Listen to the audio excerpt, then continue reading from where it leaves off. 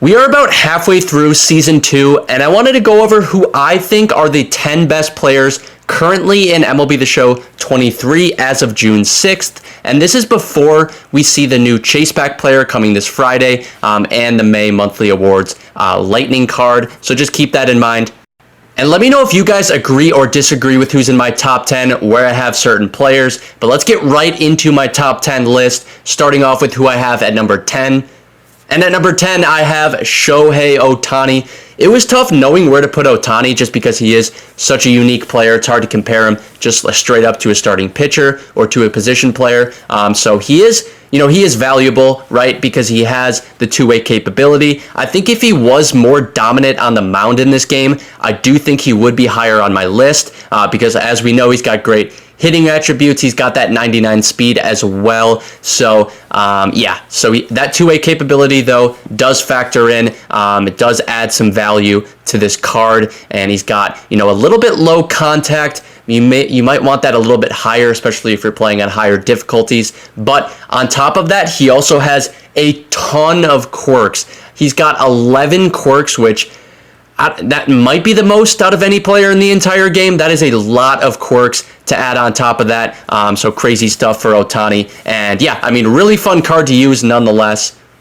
Now moving on to number 9, and at number 9, I actually have Otani's teammate right here, Mike Trout. And Trout, just a fantastic five-tool guy. As we know, he's going to absolutely rake offensively. Look at those hitting stats. The clutch is a little bit low. You would ideally want that more than 100 for someone who's in the top 10, but 100 with the ability to get that up to 105 still is really good.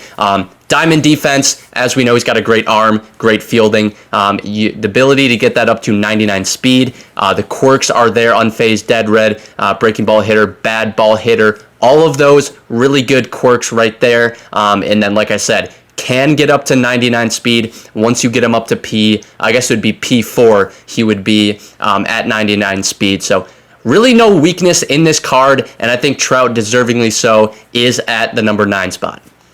At number 8, we're moving on to another really good set one card, and that is Fernando Tatis Jr. Maxed out clutch, maxed out power right there for both sides, and the ability to get contact up really high as well. That's only at P1. He can play shortstop and all 3 outfield positions as well.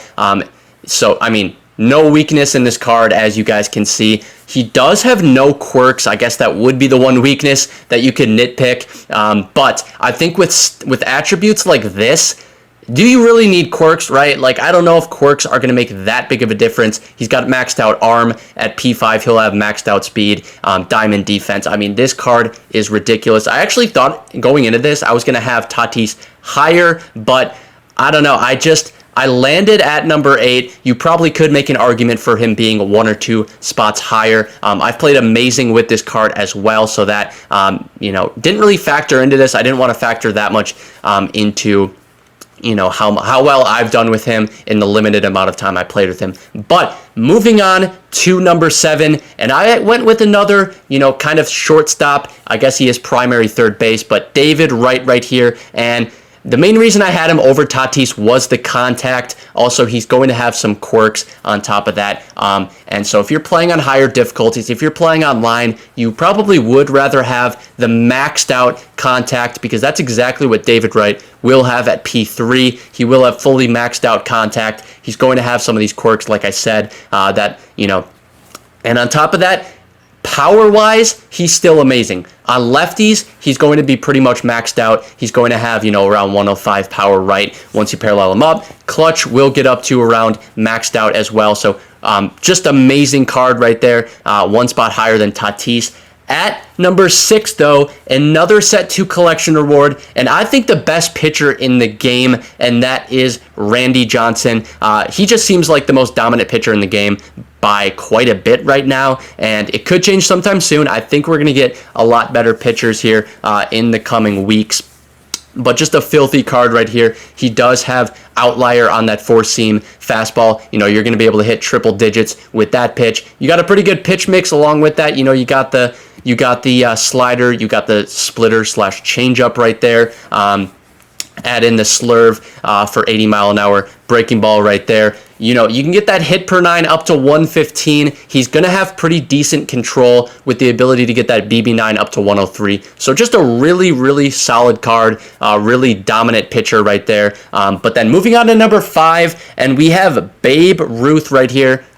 And before you even get this guy to parallel 2, he's going to have fully maxed out contact and power both sides. He's going to have maxed out clutch. Really, his only weakness is his speed, right? But you can get that up to 63, which obviously isn't great, but I do think it is probably usable in the corner outfield spots, or you can just DH him. But 8 quirks on top of that, dead red, unfazed, a lot of good quirks, bad ball hitter. So you combine the hitting stats he has with bad ball hitter. Good Lord, good luck to the pitchers, because he's not only going to be hitting,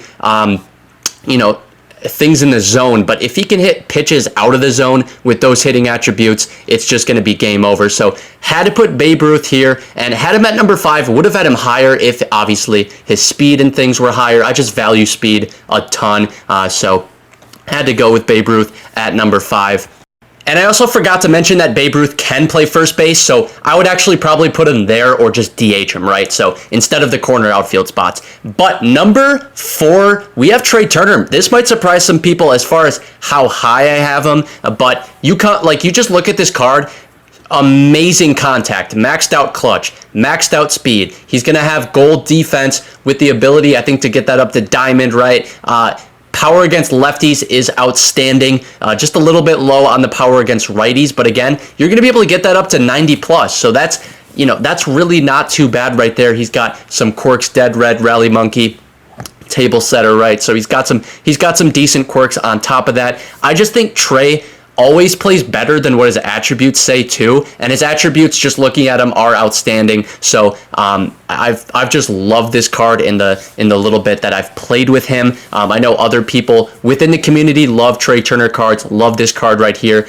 He can play short, second, third, and also center field, so that adds a little bit more value too, even though there are a lot of good center field options, outfield options. He can play. Just the flexibility with positions does help a bunch, I think, and does move him up even more than maybe what some of you guys were thinking. But moving on to number 3, and we have the last set 2 collection reward right here, and that is Hank Aaron. And there just isn't a weakness in this card. A good just 5-tool outfielder, almost fully maxed out hitting at parallel 5. You're basically gonna be at fully maxed out hitting, just except a little bit lower on the power against righties, right?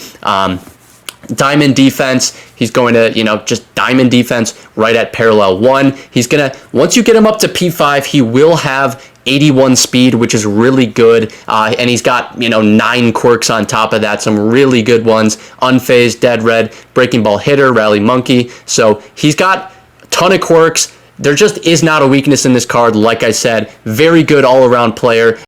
And just in my opinion, deserving of that number 3 spot. But now we move on to our top 2. And at number 2, I have Chipper Jones right here. And it's actually kind of crazy that he isn't number 1, because you look at this card for a minute and you wonder how anyone can be better. But I just feel like Chipper cards always play great, always have a great swing. And looking at his attributes, he basically got maxed out hitting stats right at P5. You're essentially going to have that. You're essentially going to have maxed out clutch as well. You're going to have diamond defense, third base, shortstop option right there, and then over 80 speed. So it's tough to imagine a card better than Chipper, but believe me, my number 1 card will be better than Chipper, actually. And then you also factor in, super important, I haven't even mentioned it, is the switch hitting ability right here.